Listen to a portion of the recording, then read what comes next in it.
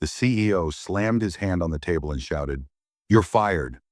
But what he didn't know was that the man he just humiliated in front of everyone owned the entire company, and tomorrow he'd be signing his termination papers. Before we start the story, comment below where in the world you're watching from today, and if you like this kind of story, don't forget to subscribe for more. The room went quiet the moment the words left Richard's mouth. He leaned back in his leather chair, a smug smile tugging at the edge of his lips. "You're done here," he said, loud enough for everyone around the conference table to hear. A few heads turned, some eyes widened, but no one spoke. The man standing across from him, Elijah, didn't flinch. He just stood still, calm and steady, his eyes locked on Richard like he was staring straight through him. That look bothered Richard more than he expected. He had seen anger before. He had seen tears, excuses, begging. But this silence, this unshaken calm, made him uneasy. "You don't belong in this company," Richard added, standing up now, letting his voice boom across the room. "You've been a problem since day one, always questioning decisions, acting like you know better than the people who built this place." He glanced around at the others seated at the table.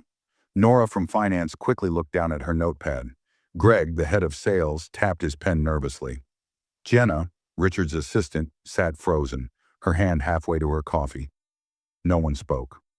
No one stood up for Elijah. Richard stepped closer, tossing a folder across the table toward Elijah.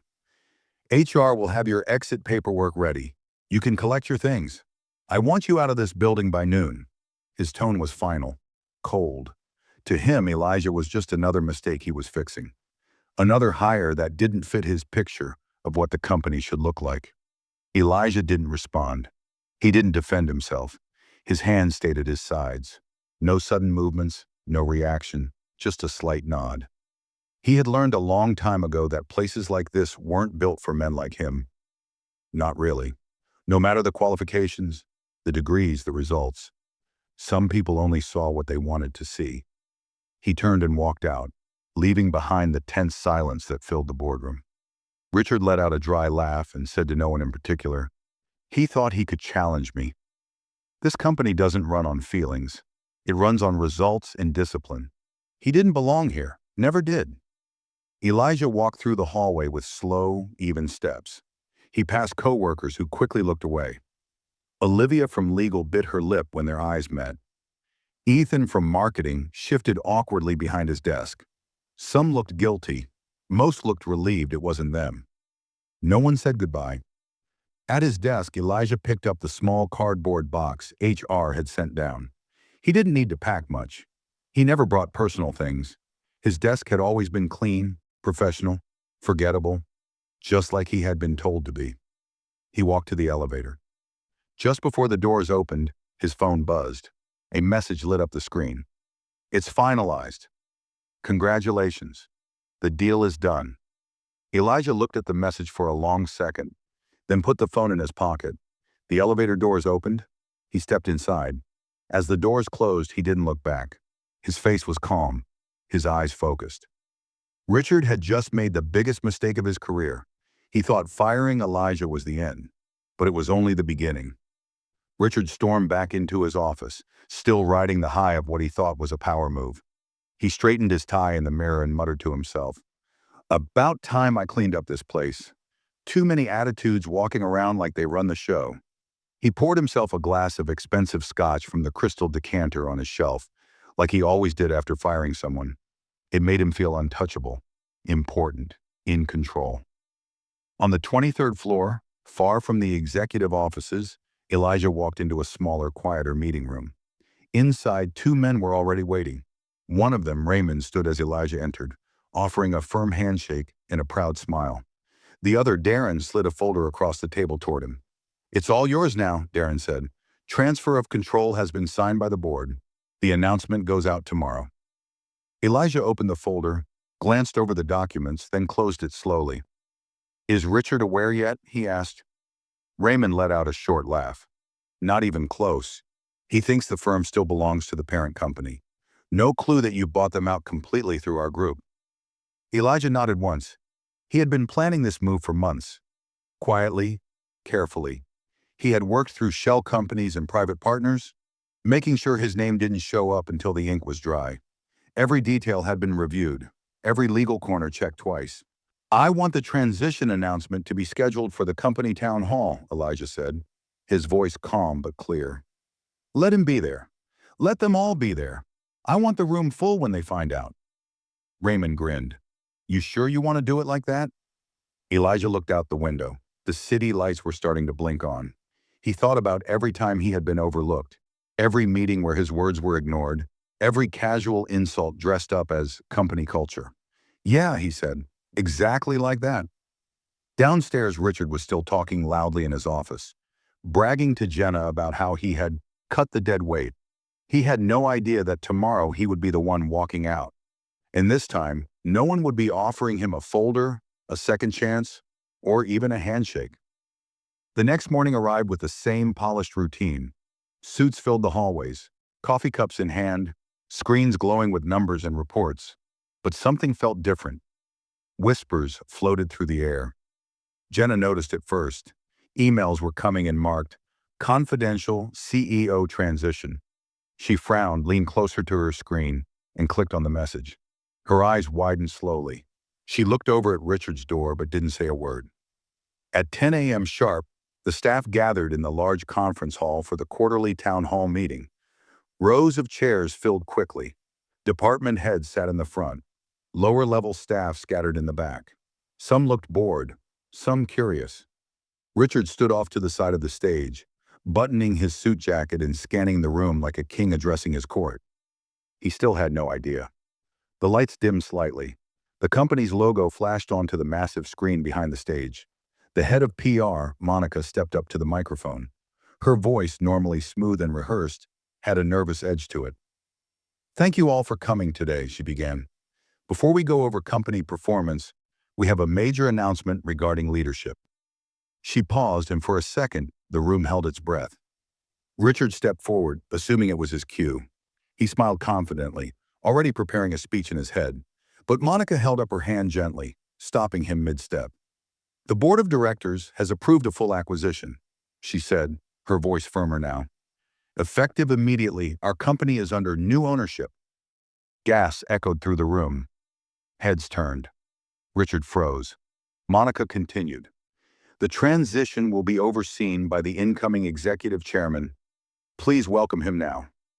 Every eye turned toward the side door. Elijah stepped into the room. For a split second, there was silence. Then a wave of murmurs rolled through the crowd. Shock, confusion. A few people blinked, unsure if they were seeing things right. Elijah walked up the stage slowly, steady and composed. No smirk, no swagger, just quiet confidence. He reached the microphone and looked out over the room. Richard stood frozen. His mouth hung slightly open. Jenna, sitting just behind him, covered her mouth with both hands. Greg from sales leaned forward in his chair. Nora whispered, "Is that's the guy he fired yesterday." Elijah cleared his throat once and spoke. "Good morning. Some of you know me. Some of you thought you did. But today, I'm not standing here as a former employee. I'm standing here as the new owner of this company." The room fell silent, completely. Not a single cough, not a single shuffle. Richard's face had turned pale. He took one step back, then another. He opened his mouth to speak, but nothing came out. Elijah's eyes scanned the room slowly, pausing just long enough to let the weight of his words settle. No one moved. He let the silence stretch, the same kind of silence he had felt in so many meetings where his voice had been ignored.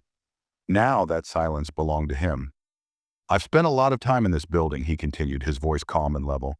"Not being seen, not being heard, not because I lack the skill, not because I didn't deliver results, but because some people thought I didn't fit the image of who belongs in power." People shifted uncomfortably in their seats. A few looked down. Others kept their eyes glued to him, drawn to the quiet strength in his words. "I watched ideas get taken. I watched the wrong people get promoted. I watched people like me get pushed out, questioned, sidelined, not because we weren't good enough, but because we made some of you uncomfortable just by existing in these spaces." A murmur moved through the crowd again. Olivia from legal sat straighter. Darren from operations leaned forward with sudden interest. Elijah's gaze stopped on Richard. Their eyes locked. Richard didn't speak. He didn't smile. His usual confident posture had vanished. Now he just looked cornered. And yesterday, Elijah said, I was fired in front of half this leadership team. Fired for questioning a decision that would have put this company at serious risk. Richard's head snapped up. Now wait just a... But Elijah didn't pause. Number, you've had your say. You fired me to prove a point. You wanted to show the rest of them that you were in charge. You wanted to remind them who had the final word. His voice didn't rise, but the intensity behind it gripped the room like a storm building in slow motion. Well, Elijah said, stepping forward, this is the final word. Effective immediately, Richard Wallace is no longer CEO of this company. The room erupted. Gasps, a few sharp inhales. One clap from the back that was quickly swallowed by the shock hanging in the air. Richard blinked, stunned. You can't... This isn't... You don't have the authority. I do, Elijah said flatly. And you signed the clause yourself, 2 months ago, during the last investor meeting. You didn't read the fine print. A hush fell again. Jenna's mouth dropped open. Richard looked around for backup, but none of the faces around him offered support. Not even Greg, not even Nora. This company belongs to me now, Elijah said, and I have no place here for men who abuse power and call it leadership. Richard's voice cracked as he took one step forward. This is a mistake. I built this company. Elijah didn't move. No, he said quietly. You just inherited it. I built something better, and now you're dismissed. For a long moment, Richard just stood there frozen. His jaw clenched, his fists tight at his sides like he was still trying to find a way to spin this. He looked toward the board members in the front row, but none of them met his eyes.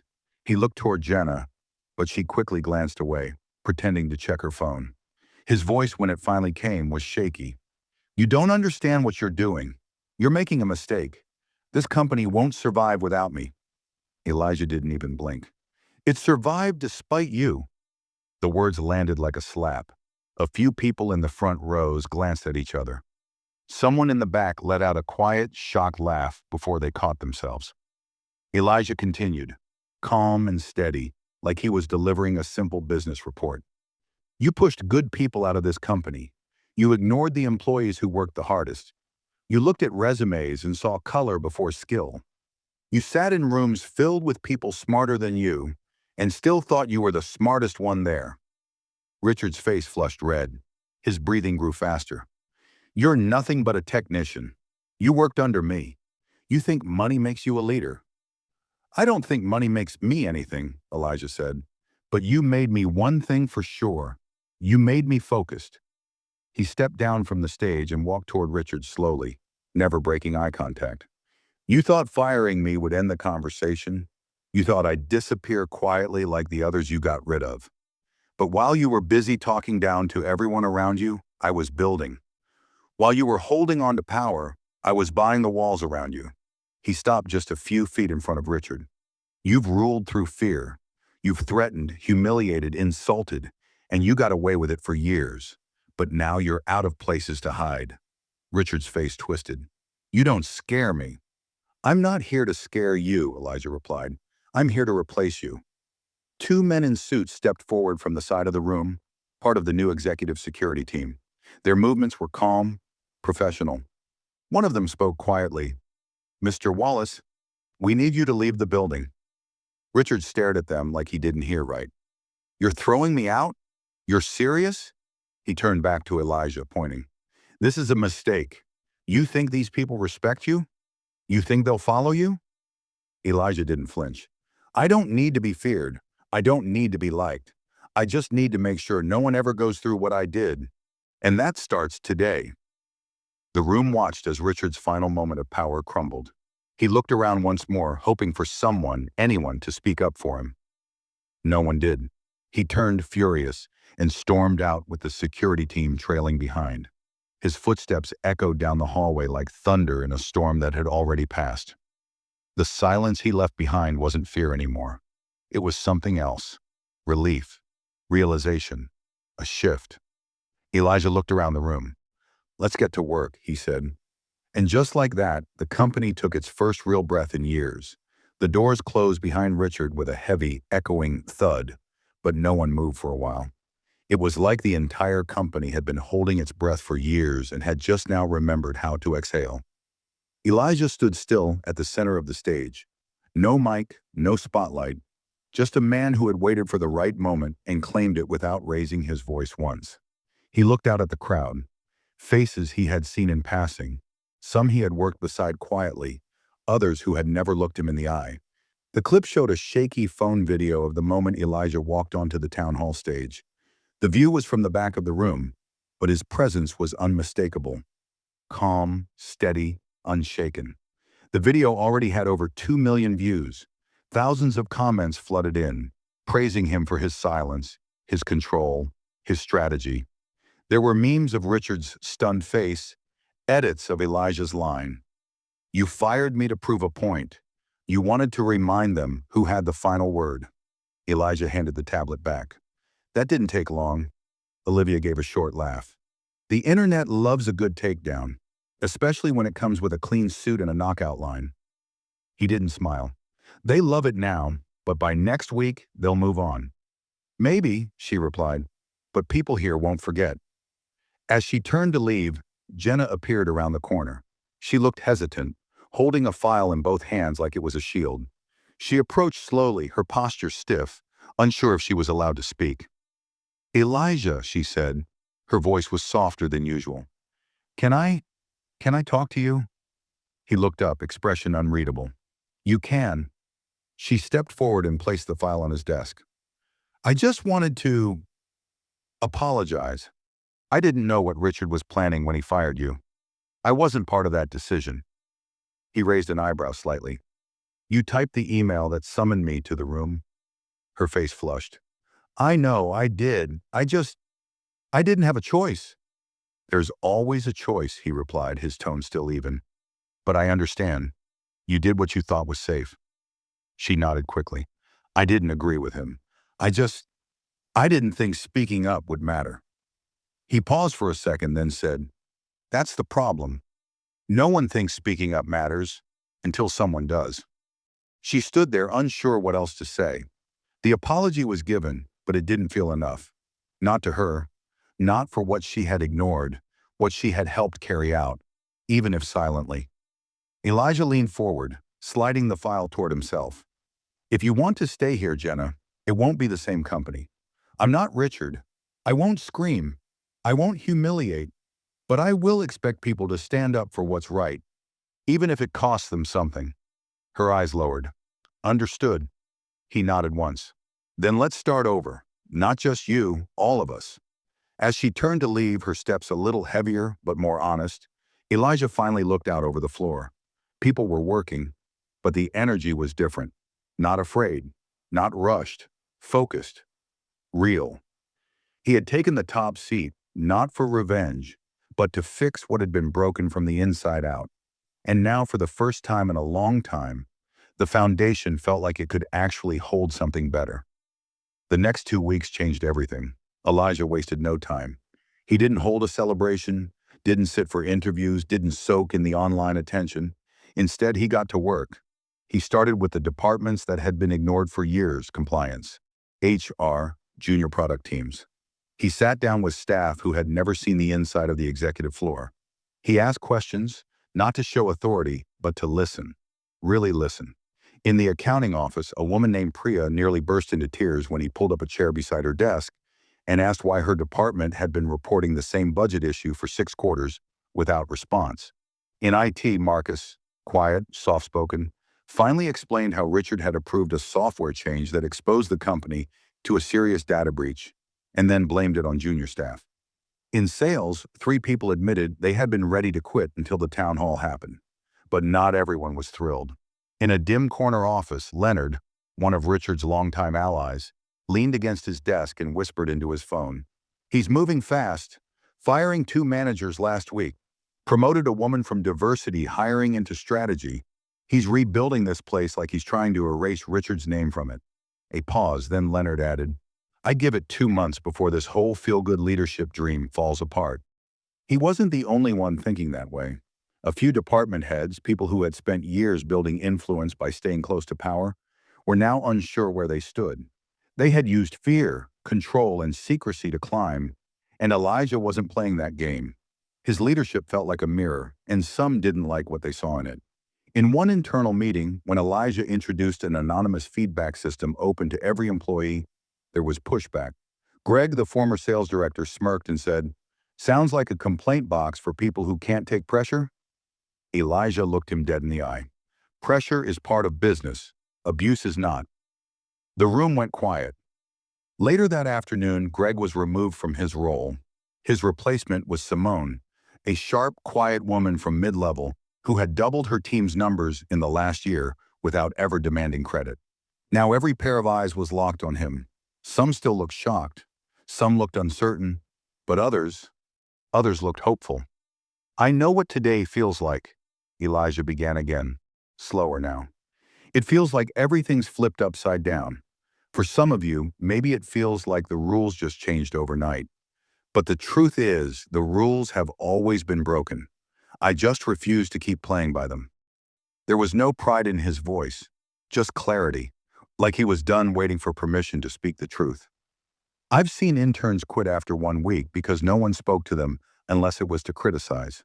I've seen brilliant women talked over in meetings by men who repeated their same ideas 10 seconds later and got credit. I've seen team leads taking credit for work they didn't even understand. I've seen the looks, the smirks, the whispered jokes. I've seen the doors closed in people's faces, and all the people on the other side looked the same. People started to shift in their seats now, not uncomfortably but thoughtfully. A few nodded slowly. Some looked down, remembering the times they stayed quiet. I kept my head down, like we're told to do. I played it safe. I smiled when I wanted to speak. I apologized when I wasn't wrong. And I worked harder than anyone in the room just to be taken seriously. Still, it wasn't enough. A hush rolled through the hall. This wasn't a speech. It felt like a confession, one that belonged to all of them. "But I didn't stop," Elijah said, his voice steadier now, "because I knew this place could be better. I knew it could run on respect, not fear. I knew people didn't need to be bullied to be productive. They needed to be heard." He paused, then continued, locking eyes with the back of the room. "So I built something while everyone else ignored me. I worked with people who listened, who believed in something more than numbers on a screen. I made the decision to invest not just money, but intention, into creating a space that doesn't crush people to make profit." A beat of silence passed. "That starts now." The room stayed still. Then slowly a single clap came from the back. It was Olivia from legal. She stood as she clapped, and a second later Darren joined in. Then Nora, then Ethan, then the rest. The sound grew. Not wild applause, not forced cheers, but something real. A moment of respect, of something shifting. Jenna stayed seated. Her hands didn't move. She just stared straight ahead, face pale, mind clearly spinning. She had spent years watching Richard crush people like Elijah. She had taken his calls, delivered his threats, typed the memos he never signed. Now the man she helped push out was at the top, and she wasn't sure what that meant for her yet. Elijah didn't smile. He didn't soak in the applause. He waited for it to quiet down on its own. Then he said, "There will be changes. Not all of them easy. Some people won't like what's coming. But if you care more about your title than your team, if you think silence is safer than fairness, then this might not be the place for you anymore." His eyes swept across the crowd again. "But if you've been waiting for a company that sees you, that listens, that actually values what you bring, then stay. Help me build it." No one spoke, but no one moved for the door either. Elijah gave one final nod and turned to leave the stage. As he passed Jenna on his way out, she opened her mouth slightly, like she wanted to say something. Maybe an apology, maybe nothing at all. But Elijah didn't stop. He'd already said everything he needed to. The town hall ended, but the building didn't return to normal. Not really. The air was different now. Like the glass in the windows had been scrubbed clean, and everyone was seeing clearly for the first time. Conversations that had once been whispered were now being spoken openly. People lingered by the elevators, in the hallways, by the break rooms, exchanging glances, questions, theories. In Richard's old office, once considered untouchable, the door had been left open, not wide, but just enough. That tiny change sent a message louder than any email. The reign of fear was over. Back in the operations floor, Elijah sat at a temporary desk he had requested, instead of moving directly into the CEO's suite. It was near the center of the floor among the analysts and assistants, where everyone could see him, and more importantly, where he could see them. He preferred it that way. He had spent enough time being watched. Now he wanted to do the watching. A quiet knock came from behind. It was Olivia, holding a tablet. "Thought you'd want to see this," she said, her tone measured but lighter than usual. He took the device and scanned the screen. It was a live feed from a media outlet. The headline read, "Fired Black Employee Revealed as New Owner. Shocking Corporate Takeover Leaves Ex-CEO Speechless." For years she had been passed over. Now she sat in the big chair, not because of politics, but because she earned it. The changes rippled through the building. Open door hours became policy. Performance reviews were rewritten. People who had spent years being invisible were now being asked for input. But while the company changed inside, the outside world watched closely. The story had gone viral. Not just the takeover, but the footage, the way Elijah had spoken, how Richard had been escorted out. News channels dissected the timeline. Editorials praised Elijah's composure. Thought pieces titled "Silent Power: How One Man Took Back His Voice Without Raising It" were shared everywhere. With attention came questions. Elijah started receiving calls from other companies, nonprofits, even universities asking him to speak. He declined most. Not because he didn't care, but because he knew the work wasn't finished here. Then came the day the legal report came in. It was a thick file, quietly dropped on his desk by Olivia. She didn't say anything at first, just placed it there and waited. Elijah opened it slowly, flipping through page after page of internal misconduct cases. Most of them buried, redirected, or simply erased by Richard and his circle. Sexual harassment complaints never followed up. Discrimination claims closed with no interviews. Pay gaps wide enough to be illegal. Elijah stared at the names. Some were gone. Some were still sitting at desks on the upper floors. He looked up. "How many people know about this?" Olivia's face was hard. "Now? Just you and me." He closed the file. "That's going to change." The next morning, an all-staff email went out. Subject: "We need to talk."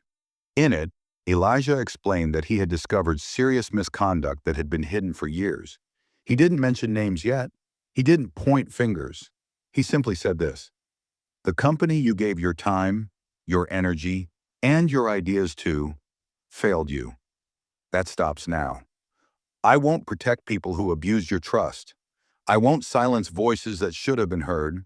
If you've been mistreated, ignored, or harmed in this place, I'm asking you to come forward. Not for revenge, for justice, for rebuilding something real." That email didn't just shake the company, it cracked it wide open. And what poured out next would change everything. By noon that same day, Olivia's inbox was flooded. So was the new internal ethics portal Elijah had launched just hours earlier. The messages came in from every department. Short, long, angry, exhausted. Stories buried for years now surfaced with the weight of people who had waited too long to be heard. A woman from legal detailed how she was passed over for promotion 3 times, only to train the men who got the job instead. A junior designer described being openly mocked for her accent in a client meeting, while Richard laughed along. A security guard recounted watching employees cry after being shouted at by executives and being told, "Stay out of it if you want to keep your job." Some messages were signed, some anonymous, but one thing was clear. The silence had been broken, and no one was going to put it back together. Elijah read every single one. By the end of the day, he had already formed a small internal task force with Olivia to begin reviewing each case. He didn't want to throw out names without proof. He wanted process, fairness, but also urgency. He knew the people watching him now were watching more closely than ever. One misstep, and everything could turn into spectacle. The following Monday, Elijah called a private meeting with the board. Most of them were already aware of the reports, but not the extent. "I didn't take over this company just to swap faces at the top," he said firmly. "I took it to break the chain. The system wasn't broken. It was built this way." Some of the board members squirmed in their seats. A few nodded. One of them, Sylvia, who had remained quiet during Richard's reign, finally spoke. "Do what you need to do. Clean house." And that's exactly what he did. In a carefully coordinated rollout, 3 executives were quietly removed that week, all linked to unresolved complaints. HR confirmed payouts had been made under Richard's instruction to bury incidents. Some staff members, when notified of the firings, didn't even ask why. They just nodded and said, "Finally." But not everyone welcomed the cleanup. Leonard, still clinging to what was left of his influence, began holding whispered meetings with employees he assumed would be loyal. "He's dividing the company," Leonard told them. "This isn't leadership. It's revenge dressed up as reform." But people weren't listening to him the way they used to.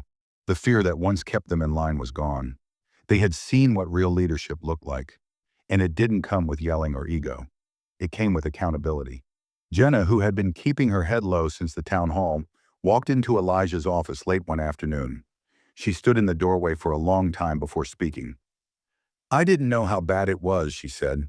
"Some of the names in those reports, I worked next to them for years." Elijah didn't look surprised. "Sometimes we're standing so close to the fire, we don't even realize we're getting burned." She hesitated, then added, "I want to help fix it." He looked up from his laptop and studied her face. No longer smooth and careful like it used to be, but open, unsure, maybe even real. After a pause, he nodded. "Then get ready. We're not halfway through." Later that evening, as the building emptied and the sun dipped low against the glass towers, Elijah walked through the halls. He paused by the empty CEO office, the one Richard used to call the throne room. The lights were off, the chair turned slightly, the once stuffed bookshelf now bare. He opened the door, stepped inside, and shut it quietly behind him. He didn't sit. Instead, he stood there in the dark for a while, letting the silence settle. The room that had once held intimidation and power now just felt hollow. He pulled out his phone. A new message blinked on the screen. It was from a journalist. "Would you be open to an interview about what you've done here?" He typed back only one word. "Later." Because the real story wasn't finished yet. There were still names to clear, still wounds to acknowledge, still walls to tear down. And he wasn't going anywhere until the job was done right. The following week began with a storm. Not outside, but within. Elijah's message to the company had opened a door many believed would stay locked forever. And now stories were pouring through with force. Some were heartbreaking, some were horrifying, but all of them shared one thing in common. They had been ignored for too long. A file landed on Elijah's desk with the name David Norris stamped across the top in bold. Senior Vice President of Operations, still in his position, still walking the halls like nothing had changed. The complaint against him was old. 3 years, buried beneath red tape and non-disclosure agreements. The woman who filed it had left the company just 2 weeks after submitting the report. No follow-up, no investigation, just silence. Elijah stared at the file for a long moment. He remembered David. Sharp dresser, smooth talker, the kind of executive who smiled with his mouth, but never with his eyes. He had always treated Elijah like a temporary inconvenience. Polite enough on the surface, but underneath there was something smug, like he knew Elijah wouldn't last. Olivia stepped into the office, reading his expression before he even spoke. "You saw the file?" "I did." "I remember her," Olivia said softly. "The woman who filed it. Sophia. She worked in project development. Brilliant, smart as hell. She pitched a new model to the board once, and David stole it 2 weeks later. Same numbers, same name, even used her exact phrasing." Elijah closed the file. "Call him in." 10 minutes later, David walked into the office like nothing was wrong. His suit was perfect, his smile relaxed, but there was tension in his jaw, in the way he kept checking his watch. "Elijah," he said smoothly, taking the seat across from him, "wasn't expecting a meeting today. What can I do for you? Elijah didn't bother with small talk. He opened the folder and slid it across the desk. David glanced down, and for the first time the mask cracked. His smile faltered just slightly. I assume you're familiar with this? Elijah asked. David let out a slow breath and leaned back in his chair. Look, that situation was complicated. There were misunderstandings. HR handled it at the time. No, Elijah said. HR buried it. There's a difference. David tried to shift gears. I've been with this company for over 10 years. I've delivered results, kept operations tight, clean, on budget. Whatever this is, it's old. Dredging it up now helps no one. Elijah's eyes narrowed. It helps the people who had to leave this company just to breathe. David scoffed, trying to regain control. You're on a power trip. That's what this is. You got control, and now you're swinging a hammer at everyone who ever looked at you wrong. Elijah leaned forward, voice low but solid. You sat in rooms where people like Sophia were silenced. You laughed when ideas were stolen. You made jokes you thought no one remembered. But people remember, David. And the only reason you lasted this long is because men like Richard protected you. David's face hardened. So what? You're firing everyone who makes you uncomfortable? No, Elijah said. I'm removing people who made others suffer. If you were uncomfortable, maybe you shouldn't have been so comfortable when you had power. The silence stretched. Then Elijah spoke again. Effective immediately, you're on administrative leave. Legal will follow up with you regarding a formal review. Do not contact any current employees. Do not access company systems. You'll be escorted out within the hour. David stood up slowly. His smile was gone now. You'll regret this. You're tearing this place apart. No, Elijah said calmly. I'm rebuilding it. You were just in the way. David walked out, and moments later, 2 members of security followed. As he passed the open offices, people watched from behind screens and glass walls, not with fear, but with quiet approval. It was happening. Real change. In real time. Later that afternoon, Elijah walked past the break room and saw something that made him stop. It wasn't dramatic. No raised voices, no applause. Just a group of employees, junior, mid-level, interns even, sitting together, talking freely, sharing ideas, laughing. It was nothing, and it was everything. He continued down the hall, thinking about how different the same building could feel once people believed it belonged to them again. And then his phone buzzed. A message from Sophia. Thank you. I didn't think anyone would ever read that file. Elijah stared at the message for a long time. Then he replied, Every name matters. Because this wasn't just about corporate reform. This was about making sure that silence never won again. By the end of the 3rd week, it was no longer a company undergoing change. It was a company being rewritten. Every floor, every department, every corner of the building buzzed with the energy of something alive. The old culture, once built on intimidation, closed doors, and forced smiles, had started to collapse under its own weight. In its place, something slower, quieter, but infinitely stronger was taking root. Honesty. But change, real change, doesn't happen without resistance. One morning, while Elijah reviewed team progress reports in his glass-walled office, Olivia stepped in, her expression unusually tense. We've got a situation, she said, closing the door gently behind her. Elijah looked up. What kind? Anonymous tip came in late last night through the portal. Someone's been leaking internal decisions to outside partners. Specific ones? Upcoming layoffs in senior management, pending restructuring of departments, even early discussions around international expansion? Elijah's brow furrowed. That's not public knowledge. Only the transition team has those files. She nodded, which narrows it down to 7 people. We've already confirmed one of the leaks ended up with a rival firm. The wording was identical. Elijah stood up.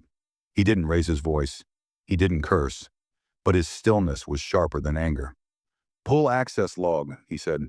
Run every download timestamp for the past 10 days. Cross it with email activity, printer logs, everything. Don't alert anyone yet. Olivia didn't ask questions. She just nodded and walked out. By mid-afternoon, she returned with a name.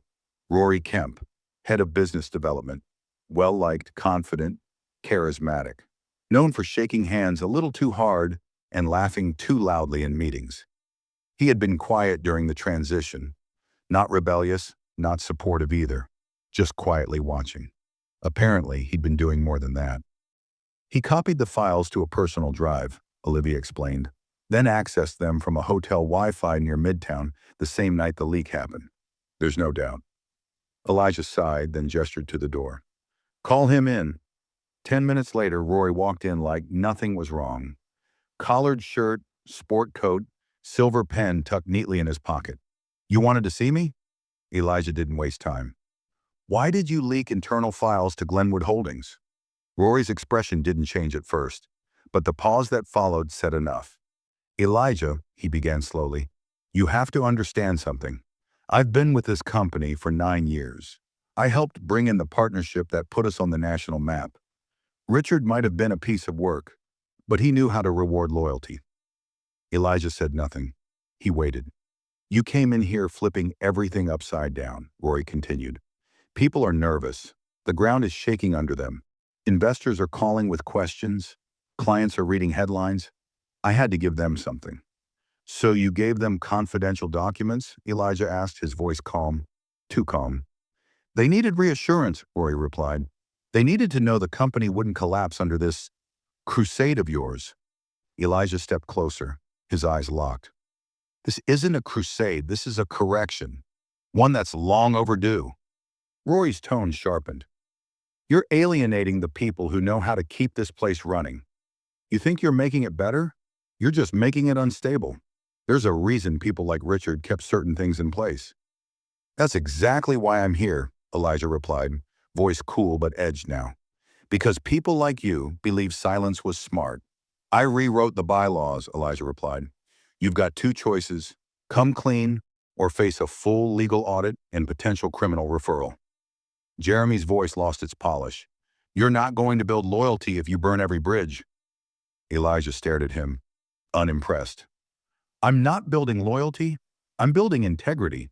You don't belong in that equation. Jeremy's mask cracked for the first time. You think these people will follow you forever? You think this isn't just a phase? You're the flavor of the moment, Elijah. That's all. Elijah stood slowly. I'm the end of the moment that let people like you run free.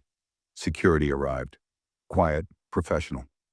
Jeremy stood without protest, but the look he gave Elijah on the way out was one of pure resentment. Not fear, just disbelief. Like a man who had spent his whole life gaming the system and couldn't believe the rules had finally changed. That afternoon, Elijah gathered the finance department for a brief meeting. No slides, no handouts. Just him, standing among them. I want to be clear, he said. If you made a mistake, say so. If you took a shortcut and regret it, come talk to me. But if you think this place still rewards secrets, you're not going to make it here. That version of this company is over. No one clapped. No one needed to. As the team dispersed, Olivia stood at the doorway watching. That's another one gone, she said quietly. Elijah nodded. It's not about how many leave.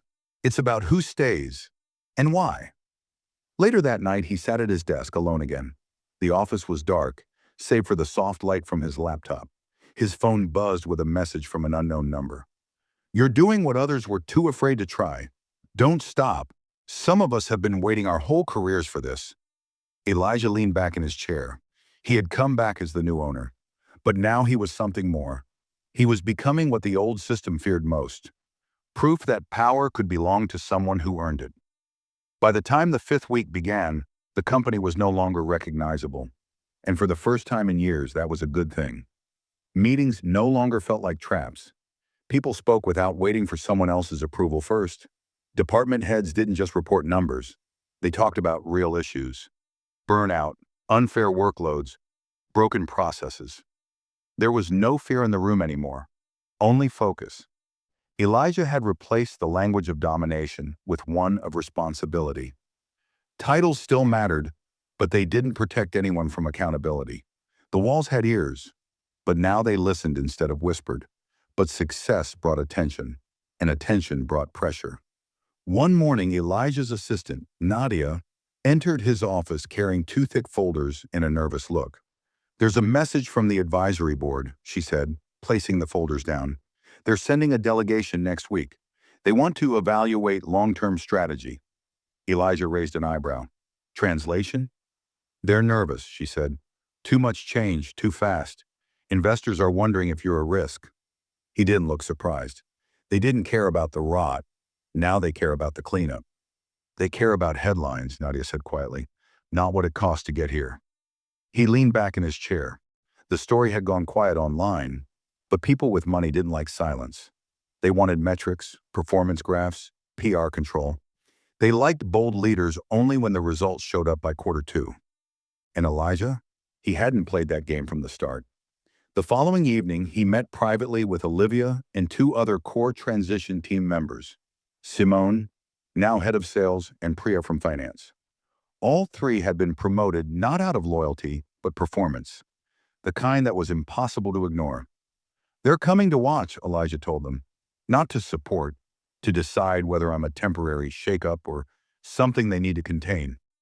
Simone crossed her arms. "Let them come. The numbers speak for themselves.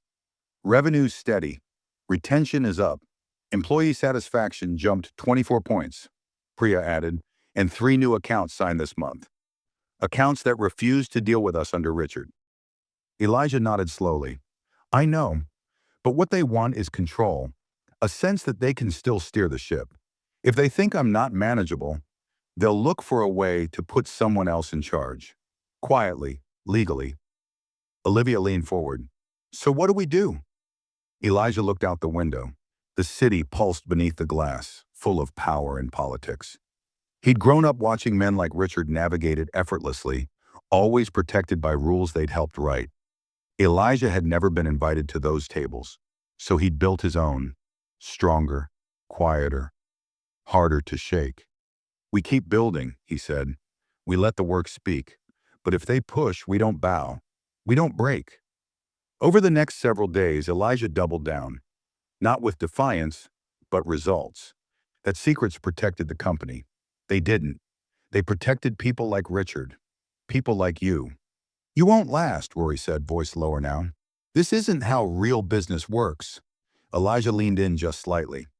"Then it's time real business changed." He nodded toward the door. Olivia opened it. Security was already waiting. "You violated your contract," Elijah said. "Your access is revoked. Legal will handle the rest." Rory shook his head slowly. "You just made yourself a very powerful enemy." Elijah didn't blink. "Number, you made yourself irrelevant."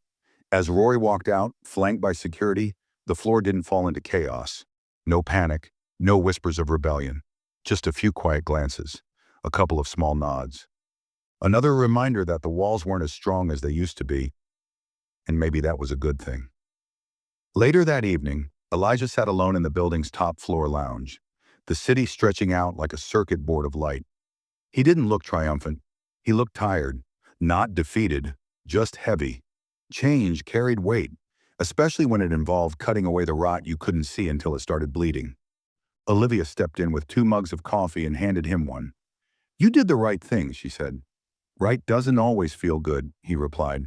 "No," she agreed, "but it always leaves a cleaner place behind." They sat in silence for a while. Then Elijah said quietly, "It's not just about getting rid of the old. It's about giving people a reason to believe in what comes next."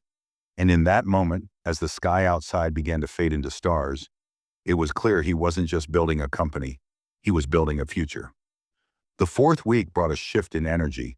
The noise from the media began to quiet, the social media frenzy softened, and the internet moved on, just like Elijah had predicted. But inside the company, something more meaningful was happening. Trust, once shattered by years of fear and favoritism, had started to rebuild, not with loud announcements or sweeping gestures, but through the steady rhythm of consistency. People noticed that Elijah showed up every day, not in the boardroom or behind locked doors, but walking the floors, checking in on teams, listening without performing. He remembered names. He remembered stories. He asked the junior UX designer how her sister's surgery went. He told the maintenance staff they'd get overtime pay backdated from last month. He took meetings with interns and paused in the cafeteria just to ask how the coffee was. And when he said, "I'll take care of it," he did. The transformation wasn't flashy. It was honest, quiet. That's what made it powerful. But beneath the surface, the company still carried scars, and some of them were starting to itch. A late-night message came through the secure portal. It wasn't a complaint this time. It was a warning. There's someone still here who was part of covering up more than just harassment, financial misconduct, bonuses funneled through fake contractor invoices, protected by Richard. You need to look at Jeremy Woods. Jeremy, senior financial strategist, reserved, calculated, the kind of man who never raised his voice or made enemies, because he never stood close enough to be blamed for anything. He had stayed under the radar through every scandal, every shift. Now someone was pointing the light directly at him. Elijah didn't act immediately. He instructed Olivia to initiate a quiet review of all past invoices signed under Jeremy's name. Over the next 3 days, a pattern emerged. Recurring payments to shell companies with no staff, no addresses, no trackable services rendered. The timing of those payouts lined up suspiciously well with high-level promotions and executive retreats. And then they found it. A digital signature from Richard authorizing full payment for a non-existent consulting firm. Jeremy had approved the budget release. Elijah didn't feel shock. He felt confirmation. The system hadn't failed. It had done exactly what it was designed to do. Reward silence, punish truth, protect those who knew how to hide behind polished spreadsheets. He called Jeremy into his office the next morning. Jeremy arrived exactly on time, suit ironed, tie perfect. He sat down with the calmness of someone who believed he was too smart to be touched. "I understand you've been reviewing financials," he said smoothly. "Anything I can clarify?" Elijah placed a single document on the desk between them. One page, one transaction, one signature. Jeremy glanced at it, then looked up. His face didn't change, but his shoulders tensed ever so slightly. That was a discretionary vendor payout, approved by the former board, fully compliant. "You used a fake company," Elijah said. "No staff, no office, no tax filings. And that company consulted us for 30 hours a week for 4 months. Paid full rate. Discretionary vendors are protected under private contract law. Check the bylaws." He rolled out a flexible work schedule pilot program. It had been sitting in draft form for 2 years, buried under excuses and not the right time memos. Within 48 hours, feedback was overwhelmingly positive. He personally reviewed stalled mentorship applications and fast-tracked the creation of a development fund for underrepresented employees. He met with every new hire that week, not for optics, but because he remembered how invisible he had once felt walking through those doors. And all the while, he prepared for the board delegation. Quietly, strategically. When the day arrived, the 3 board members arrived in designer suits, polished shoes, and guarded smiles. They didn't comment on the new office layout. They didn't mention the more diverse leadership team or the open-floor meeting Elijah hosted that morning. Instead, they stuck to the script: spreadsheets, projections, risk assessments. But during a private lunch meeting, one of them, Mr. Hamilton, set down his fork and leaned in slightly. "You've made quite an impression," he said. "But let me ask you this. How long do you really think you can hold this place together with good intentions?" Elijah didn't blink. "I'm not holding it together with good intentions. I'm holding it together with people who were never given the chance to lead." Hamilton gave a tight smile. "That's noble, but business isn't a social experiment. It's survival." Elijah sat forward. "Then maybe it's time we stop pretending the old way was working." Richard's leadership brought lawsuits, fear, and a revolving door of talent. If that's survival, I'm not interested. Hamilton leaned back slowly, watching him. He didn't agree, but he didn't push further, because he knew the numbers were undeniable. Later that day, as the delegation prepared to leave, one of the members, an older woman named Grace, lingered behind. She approached Elijah quietly. "My nephew used to work here," she said softly. "Left 2 years ago. Said it nearly broke him. He's thriving now, but he still won't talk about what happened. I didn't understand why until now." Elijah looked at her, not as a board member, but as a person. "This place didn't break him. It failed him. I don't intend to let that happen again." She gave him a slow nod and walked away without another word. That evening, Elijah stood in the main hallway as people passed by, laughing, debating, collaborating. Not out of obligation, but belief. The walls didn't echo anymore. They absorbed the sound of progress. And he knew, no matter what pressure came next, this was no longer just a business. It was a movement. One built on truth. One too big to silence now. The sixth week arrived not with chaos, but with clarity. By now, the new culture was no longer seen as an experiment. It was becoming the foundation. Department leads were scheduling weekly roundtables with staff. Internal promotions rose by 30%. Performance reviews no longer felt like interrogations, but conversations. The old fear that used to linger in the hallways like smoke had thinned out. People walked taller, laughed louder, stayed later, not because they had to, but because they wanted to. But Elijah knew something else was coming. It was always the same pattern. Change makes noise, and noise attracts attention. Not just from those above you, but those outside you, especially the ones who had something to lose from the shift. On a rainy Wednesday morning, Olivia walked into Elijah's office with a tablet in her hand and her lips pressed into a hard line. "It's starting," she said, placing the screen in front of him. The headline read, "Power Grab or Progress? New Owners Aggressive Restructuring Raises Questions About Leadership Motives." It wasn't from a major outlet yet, but it was the kind of piece that spread fast, the kind that quoted unnamed sources, the kind that stirred doubt. Elijah read every word. The article suggested the changes he had made were performative, unbalanced, dangerous for investor stability. It mentioned layoffs without context. It hinted at unrest without data.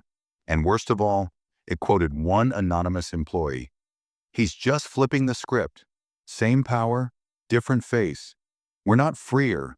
We're just answering to someone new." Olivia waited for his reaction. He didn't flinch. It was always coming. "You think it's internal?" she asked. He nodded. "Maybe not from inside this building, but close. Someone from the old world who hasn't accepted the new rules." Later that day, the comms team brought in a strategy proposal. Issue a formal press statement, highlight success metrics, remind the public of the company's progress. But Elijah shook his head. "We don't need to defend what we're doing. We just need to keep doing it and let the work speak louder than the noise." Still, he knew he had to address it, not to silence criticism, but to reaffirm the mission. So he called for an all-hands meeting the following morning. Not a formal event, no stage, no teleprompters. Just one floor, one room, everyone present. People gathered in silence, unsure of what to expect. The article had already made its rounds. Whispers had returned, old doubts creeping into the edges of trust. Elijah stepped to the front and didn't waste time.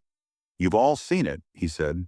"The article, the opinion, the idea that what we're building here is just a new version of the same old thing." He paused, letting his words settle. "I've been accused of grabbing power, of changing too much, of changing too little, of doing it for attention, of doing it for myself." His eyes moved across the room, not to intimidate, to connect. "But let me ask you something. If power means firing people who stole credit from others, if power means giving the quiet ones a voice, if power means tearing down a system built on silence, then yes, I grabbed it." He looked directly at the section of the room where senior staff stood. "And I will never apologize for that." A long silence followed, not awkward, not fearful, just heavy, like people were thinking, really thinking. Then he added, softer now, "But if you believe that what we're doing here is just performance, then I haven't done enough. Not yet." He stepped back away from the front and motioned toward the open floor. "This isn't mine," he said. "It's yours. Make it what you want it to be." That broke the tension. Applause didn't erupt. But what followed was even better. People stayed. After the meeting ended, they stayed, talking, debating, sharing. He watched an intern pitch an idea to a department head right in the middle of the hallway. He saw two managers from different teams schedule a joint workshop on the spot. The culture wasn't defending itself. It was living. But still, outside forces weren't finished. The next morning, Elijah's legal advisor, Miriam, came in with a folder marked confidential. She didn't smile. She sat down slowly and opened it. There's been an informal inquiry, she said carefully. A high-level complaint, not internal. Government oversight. Someone suggested your takeover involved ethical violations, conflict of interest, misuse of board connections. Elijah stayed silent. We don't have to panic, she added, but we need to prepare. He looked at the folder, then at her. Let them dig, he said quietly. They won't find rot in my foundation. But in his gut, he knew. This wasn't just about protecting the company anymore. It was about protecting the truth from the people who built their careers bearing it. The pressure was unlike anything Elijah had faced so far. It wasn't loud. It wasn't obvious. It crept in quietly, through phone calls that never came directly, through requests for meetings wrapped in vague language, through articles that didn't name him but described him perfectly. The complaint filed with the Oversight Board was anonymous, but Miriam traced its source to a lobbyist group with deep ties to old corporate leadership. The same group that had once praised Richard's efficient, no-nonsense approach to power. They weren't coming for his job. They were coming for his legitimacy. At the heart of the complaint was a claim that Elijah had manipulated internal contacts during the acquisition process. An accusation meant not to stick legally, but to cast doubt publicly. If they could make people believe he didn't earn this role, that he schemed, played dirty, cheated the system, then everything he'd built could be questioned. He spent 2 nights reviewing every piece of documentation tied to the takeover. Legal clearances, board approvals, financial disclosures. Everything was clean. Still, he knew that in the court of public opinion, truth was never enough. People didn't always need proof to believe, just suggestion. But this time, he wasn't going to play defense. On Monday morning, Elijah scheduled a company-wide live stream. No filters, no script, no safety nets. The entire building paused as the feed went live. Employees, board members, partners, even press who had been watching from the sidelines. Elijah stood alone in front of a plain white wall. No branding behind him, no company logo, just him. I've been accused of cutting corners, he said, of using connections, of building my way here unfairly. He paused, not to gather strength, but to give weight to what came next. I didn't build my way here unfairly. I built my way here because fairness never opened the door. I built it because people like me weren't allowed past the threshold unless we wore the right mask, used the right tone, knew our place, and never reached too high. He took a slow breath, eyes locked on the lens. They say I'm rewriting the rules. That's true, but not for myself. For everyone who had to work twice as hard just to be seen. For everyone who was told not yet, not now, or not you. For everyone who gave up on this place because it gave up on them first. He pulled out a thick binder and placed it on the table in front of him. This is every document from the acquisition, signed, time-stamped, cleared by 3 independent legal teams. If anyone wants to review it, I'll open it to the board, to investors, to regulators. I have nothing to hide. Can the people who ran this company before me say the same? Silence. Thousands watching. The chat stream frozen. No one dared type. I didn't come here to sit in Richard's chair. I came here to dismantle the idea that it ever belonged to him, or anyone like him. This company doesn't need a ruler. It needs a mirror, so it can see who it's been and who it still has the power to become. He stepped back. The truth is public now. I've done my part. The rest is up to all of you. Then the screen went black. No exit music, no statement, just truth, delivered plainly. And then something happened no one expected. Not Elijah, not the team, not even the ones who had filed the complaint. People responded. Employees from other companies started sharing their own stories, tagging his name, thanking him. Former staff who had left years ago posted on LinkedIn about their time under Richard's leadership. Stories of mistreatment, discrimination, fear. Investors, once skeptical, publicly voiced their support, citing growth data, transparency, and a culture finally worth investing in. The company's reputation didn't crumble. It rose. The oversight board quietly dismissed the complaint a week later, citing lack of merit. By the end of the month, 3 more companies reached out to Elijah, asking if he would consult on culture reform. He said no, not because he didn't care, but because his work wasn't finished here. Not yet. That Friday evening, as the building emptied and lights dimmed one by one, Elijah stayed behind. He stood in the boardroom, the same place Richard had once fired him. It looked different now, brighter, honest. He walked to the head of the table but didn't sit. He touched the back of the chair, then turned away. This seat didn't define him, and it never had. What defined him was every person who now believed they mattered. Every file he'd unburied, every voice he'd amplified, every lie he'd torn down without shouting. This wasn't just a story of revenge or justice.